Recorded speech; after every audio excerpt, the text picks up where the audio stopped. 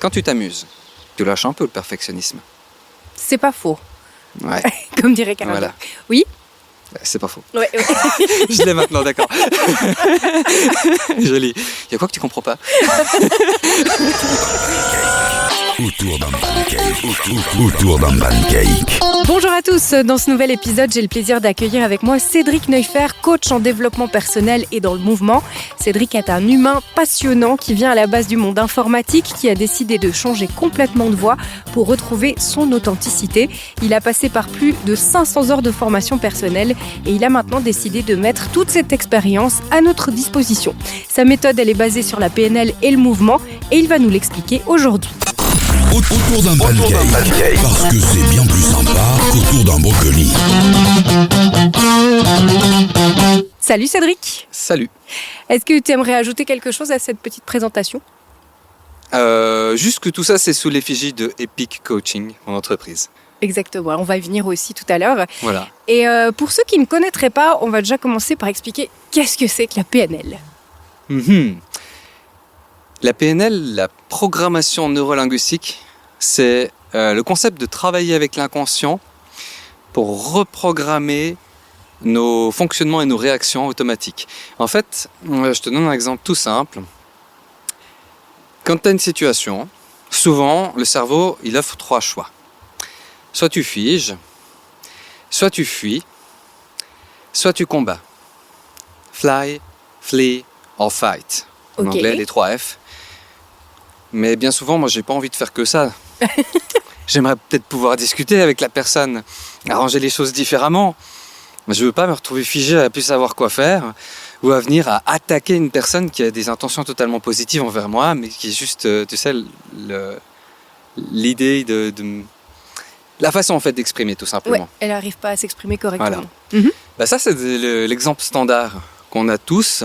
Ces réactions en fait qui sont primitives. Ça, on peut les modifier. Parce que c'est ce que je donne comme exemple dans ma présentation de mon épisode où j'ai fait de la claustrophobie. La seule option que mon cerveau il me génère, c'est tu vas mourir ici. Moi, j'ai envie d'avoir plus d'options. Je veux pas mourir ici.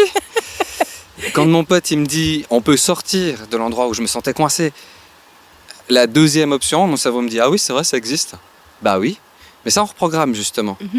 Pour qu'à la fin, en fait, je puisse me dire, ok, je peux faire d'autres choses. Après ça, j'ai fait de la spéléo. L'idée, c'était dans une grotte. Mais je suis allé dans un coin super serré, à romper entre la roche. Et puis ça, c'est pas une pièce où tu peux sortir tout de suite comme ça. Mais là, en travaillant sur moi-même, ça, c'était en 1h30 de PNL, que ça a été résolu, la claustrophobie. Après ça, dès qu'il y avait le pop de panique, mon cerveau était là, ah non, c'est juste, il y a d'autres choses qu'on peut faire aussi. Je peux me calmer, demander de l'aide, sortir, revenir en arrière. Enfin, il y a plein de choses qui me sont venues en tête, des idées. Ça, c'est le concept de la PNL. Ok, donc c'est reprogrammer en fait quelque chose que ton cerveau avait imprimé, pas forcément juste, ou juste par réflexe de survie. Oui, et qu'on ancre en fait au fur et à mesure de notre existence par le biais de notre éducation, après à l'école et dans le travail, et puis bien souvent qu'on n'est pas conscient du tout. Tu l'as glissé tout à l'heure, que tu as des épisodes, parce que toi aussi, tu vas faire un podcast, on y reviendra aussi tout à l'heure. Ouais. Donc toi, tu proposes cet accompagnement en PNL, mais aussi le mouvement qui va avec pour intégrer donc, ces changements. Comment ça marche ? Pourquoi de bouger, ça aide à reprogrammer le cerveau ? Je vois le corps comme un énorme engrenage, une mécanique qui est liée, les choses sont liées les unes après les autres. Et ce que j'ai remarqué, c'est que quand il y a des émotions qui sont retenues, par exemple, ça peut être autre chose, mais je prends l'exemple des émotions, c'est le plus simple qu'on connaît tous. Au bout d'un moment, le malaise qui est généré par les émotions, il génère un malaise physique. Et au bout d'un moment, ça crée quoi ? Ça crée de la maladie. Et voilà, si je suis trop tout le temps dans la nostalgie, la tristesse, etc., ce qui va se passer au bout d'un moment, c'est que je vais le retenir, ça va se cumuler, puis je vais commencer à être malade de plus en plus souvent. Le truc, c'est que la tristesse et la nostalgie, elle est générée par quoi ? Par des choses que je crois, qui sont dans mon inconscient, donc c'est lié. Et pourquoi le mouvement ? Parce que j'ai remarqué que quand je vais courir, ou que je fais du sport, ou que je vais simplement à quelque part, je change d'endroit, que je marche, le fait de bouger, ah tiens, j'ai des idées plus claires, ça va mieux. Donc j'ai dit ok, c'est vite vu, à partir de ce moment-là, si quand je me déplace, il y a des choses qui vont mieux dans ma tête, en corrigeant des choses dans ma tête, je peux mieux bouger aussi, pourquoi pas joindre les deux. Donc pour moi le corps, c'est un ensemble. Le corps et la matière grise qu'il y a qui compose l'inconscient, c'est de la matière, c'est des cellules. Donc si on peut dire aux cellules comment fonctionner dans l'inconscient, on peut dire aux cellules de tout le corps entier comment fonctionner. Et pour faire passer le message, on est parcouru par un signal électrique, des signaux électromagnétiques. Du coup, quoi de mieux que de les faire circuler par le mouvement. Et puis après, il y a plein d'autres choses qui l'appuient, comme le yoga, même s'il y a des figures statiques, c'est aussi le mouvement. Et j'ai pas en tête encore d'autres exemples, mais je pense que ça donne déjà bien l'idée. Ouais. Ça donne une bonne idée. Et donc, toi, tu proposes cet accompagnement PNL et accompagné par le mouvement. Ça pourrait freiner certaines personnes qui n'aiment pas le sport, mais ton approche, elle est quand même accessible aux personnes qui ne seraient pas très sportives. Alors, déjà, rien qu'avec la PNL, et ma méthode d'approche, parce que j'ai développé justement sur le biais de la PNL quelque chose d'encore plus puissant. Mais je reviens après. Là, l'idée, c'est dans la PNL, il y a déjà du mouvement. Ce sont des exercices, des jeux qui nous font bouger, de toute façon. Le but que je fais à chaque fois, c'est d'effacer la séparation qu'il y a entre le cerveau logique et le cerveau créatif. Le cerveau logique, lui, quand il ne vaut pas d'options, il faut qu'il puisse avoir accès au cerveau créatif pour créer des nouvelles solutions. Ok. Et justement, en bougeant, le corps, le cerveau logique, il sort de la zone pure logique. Le corps, lui, il est en modèle créatif. Et puis, justement, à ce moment-là, il y a des options supplémentaires qui débarquent. Donc, si tu n'as pas envie de faire de sport, tu veux juste travailler sur toi, tu peux faire des mouvements qui sont beaucoup moins intensifs et qui nécessitent moins d'énergie. Oui, tu n'es pas obligé de faire du trail, quoi. Ouais. Exactement. Pour donner un exemple précis que j'ai vécu. Tu peux donner un exemple d'un mouvement que tu utilises pour faire rejoindre le cerveau logique. Tu as dit cerveau logique et cerveau créatif, c'est ça? Créatif, oui. Ouais. Oui, il y a un jeu, ça s'appelle le jeu de l'alphabet. Il est génial. Celui-là, il faut prononcer les lettres que l'on voit. Et en dessous, il y a G, D ou E. G pour gauche, D pour droite et E pour ensemble, qui t'indique quelles sont les mains que tu vas lever. Ok. Donc, si en dessous de A, tu as le G, tu dois dire A et lever la main gauche. Le cerveau logique, il doit déjà se concentrer sur deux choses, plus encore te faire parler. Et quand tu dois bouger le corps, la confusion gauche-droite, elle va venir. Oui, elle est déjà là, de base. Et du moment qu'il y a une confusion qui est créée dans le cerveau, la logique essaie de la réparer. Et la créativité, c'est là que j'interviens justement pour aider un petit peu le coacher, pour lui dire, mais c'est pas grave, continue. T'arrêtes pas sur l'erreur, parce que le cerveau logique, il va vouloir corriger. Donc, arrêter la créativité, reprendre le processus, vouloir réapprendre, et ensuite remettre en place. Et là, l'idée, c'est de continuer le mouvement, même si on est faux.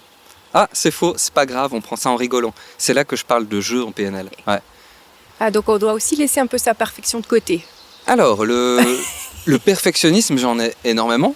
Donc, même moi-même, j'ai beaucoup travaillé là-dessus. Et oui, ça se travaille avec ça. Le but...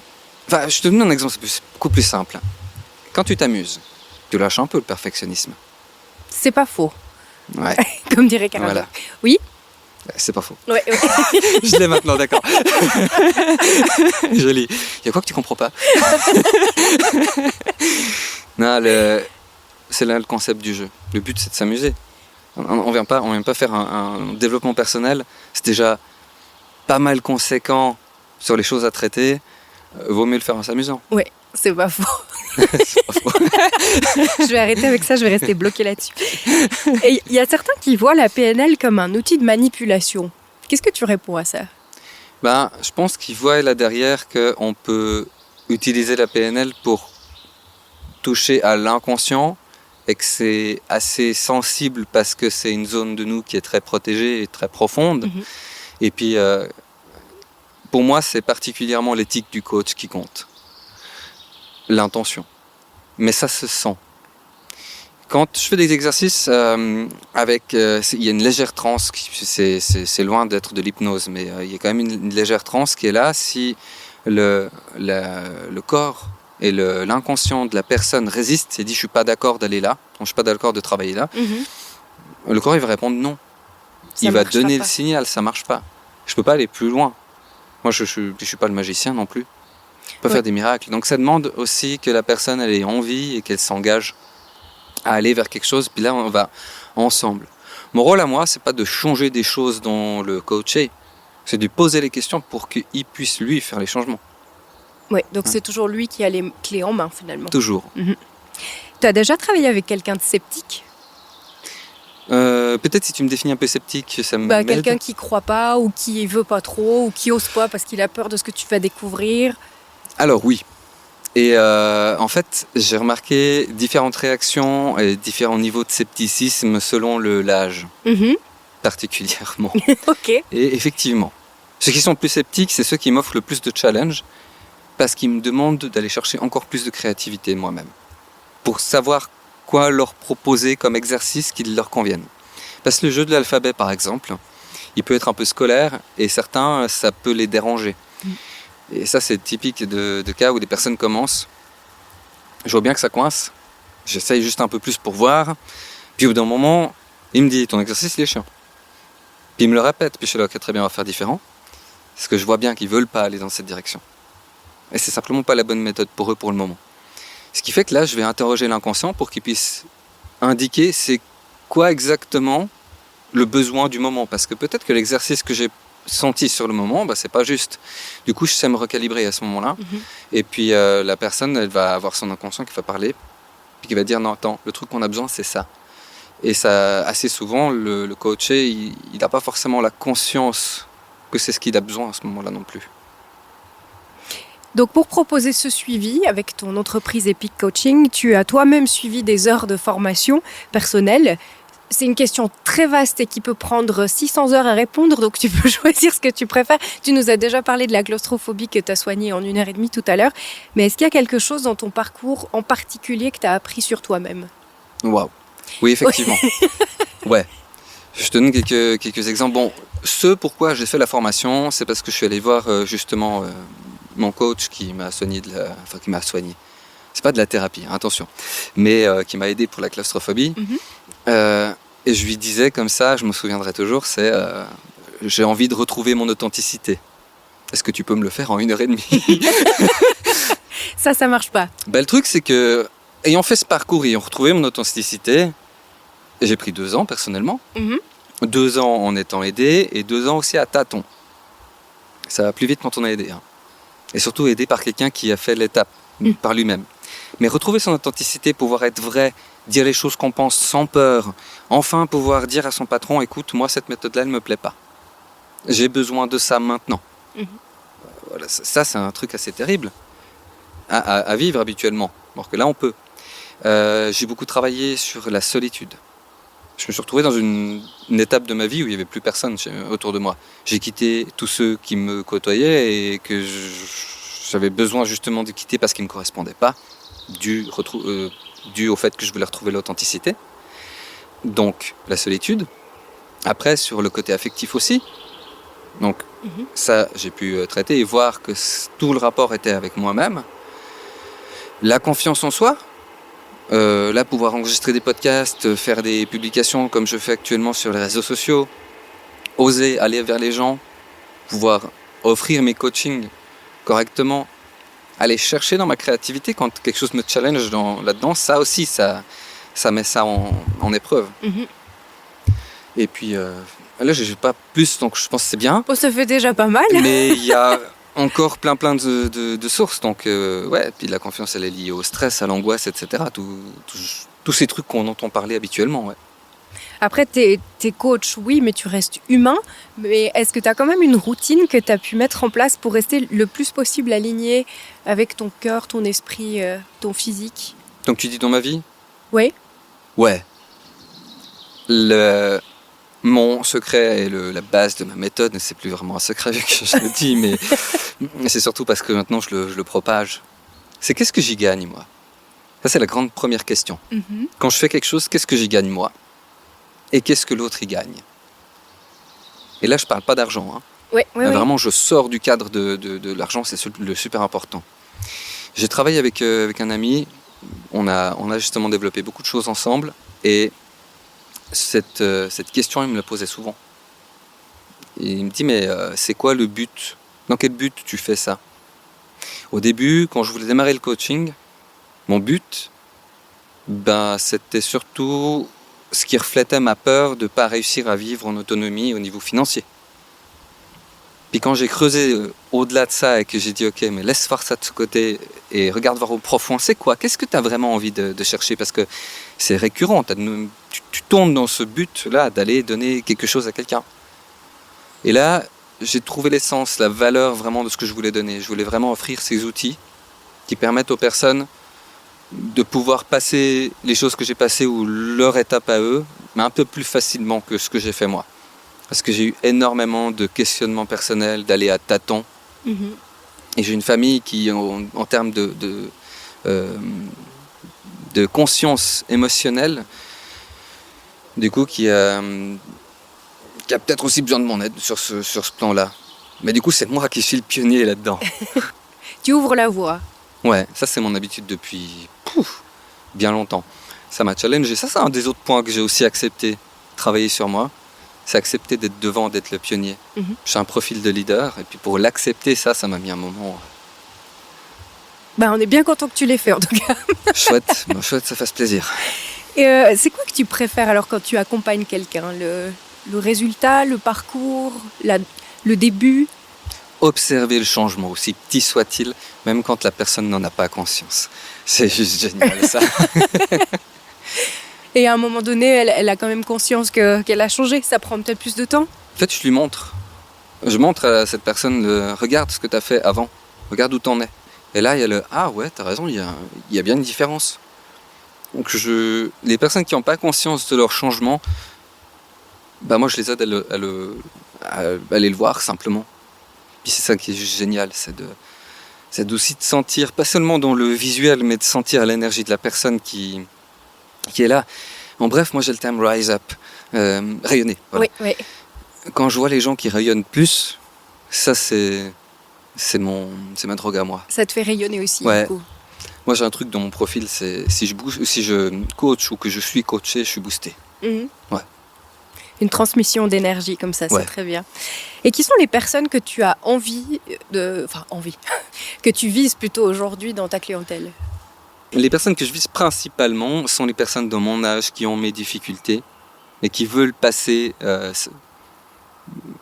dépasser ces étapes pour être exact, retrouver la paix intérieure, la confiance, surtout dans le monde de folie qu'on vit, et justement se concentrer sur sa propre réalité et avancer.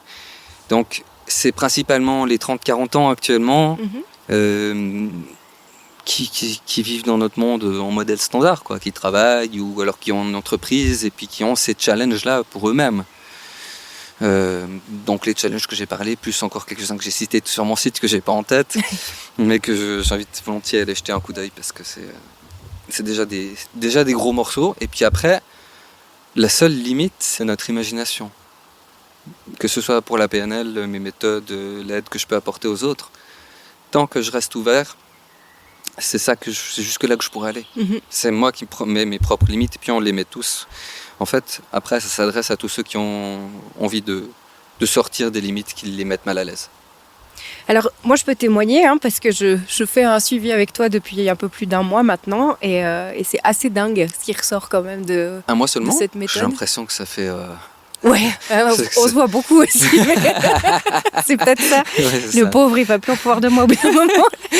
Mais vraiment, je vous invite à faire un tour sur le site epiccoaching.ch où vous trouvez toutes les infos. Et vraiment, Cédric, c'est une belle personne qui mérite à être rencontrée. En plus, depuis ce mois, on a de la chance, on a commencé un peu au début du printemps, on travaille beaucoup à l'extérieur, t'aimes bien être dans la nature. D'ailleurs là, on enregistre à l'orée de la forêt avec je sais pas si vous entendez les petits oiseaux qui chantent, le vent dans les feuilles. Est-ce que ça apporte quelque chose de plus à la méthode d'être dehors? Non, complètement. Si quelqu'un veut quelque chose d'un peu plus standard et casanier, il y a des options qui s'ouvrent à l'intérieur, mais moi j'ai exclusivement, pour le reste c'est exclusif à l'extérieur. Et d'ailleurs il y a l'énergie globale de la nature. Bon, un peu plus compliqué en hiver, ça je l'accorde, c'est un peu plus à l'intérieur, d'accord, mais c'est aussi voué à ça cette saison. Mais pour les saisons où la nature est en effervescence, cette énergie nous apporte quelque chose d'extraordinaire. C'est prouvé scientifiquement que les ions d'une cascade, ils nous réveillent. C'est démontré aussi que le chant des oiseaux, ça nous active des choses. Les oiseaux qui chantent en même temps, c'est parfait. Merci pour le témoignage. On a un échange énergétique avec l'environnement qui est autour de nous, donc oui, ça fait quelque chose.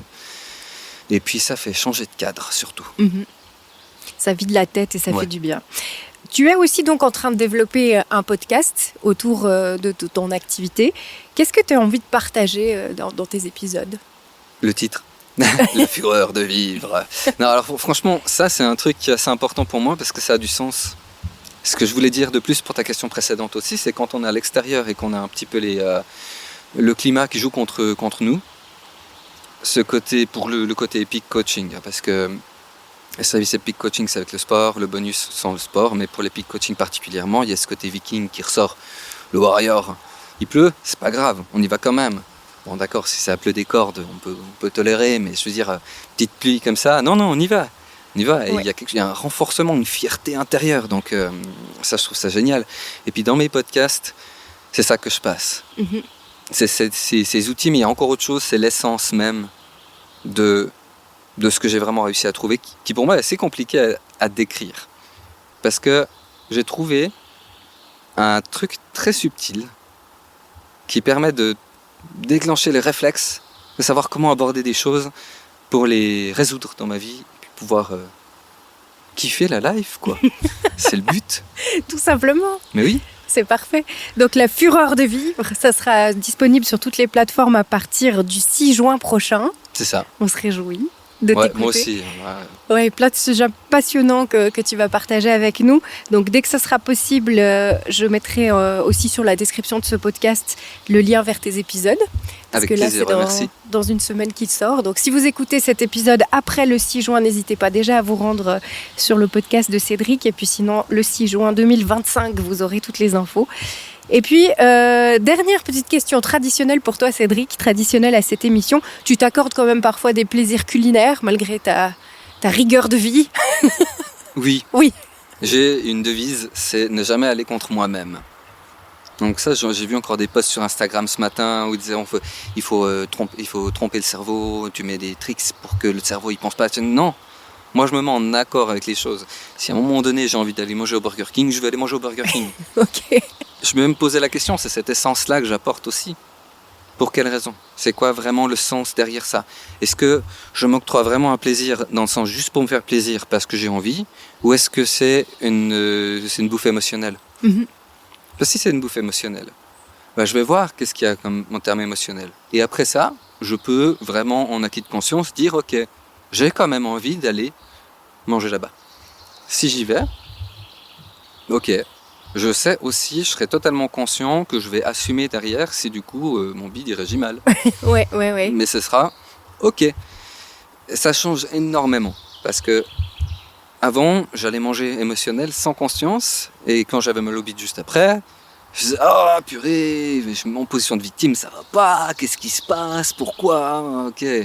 Puis au fur et à mesure du temps, c'est venu d'abord l'étape du ah oui d'accord, c'est juste, je me rappelle, j'ai mangé là, c'est ça qui m'a créé ça, ok.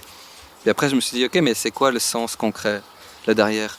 Je vais aller manger là-bas, c'était émotionnel, mais c'était quoi exactement ? Ah, c'était cette émotion-là, ok. Puis maintenant, quand je vais manger et puis que je me dis, ok, j'accepte que c'est une partie émotionnelle, je vais m'octroyer ce Burger King, la pizza, le comment ça s'appelle, le kebab, n'importe quoi d'autre.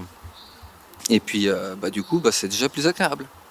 Maintenant, il y a quand même un autre aspect, c'est que de plus en plus, j'ai de plus en plus envie de me faire plaisir avec plutôt un bon morceau de viande de qualité, avec un restaurant peut-être plus gastronomique.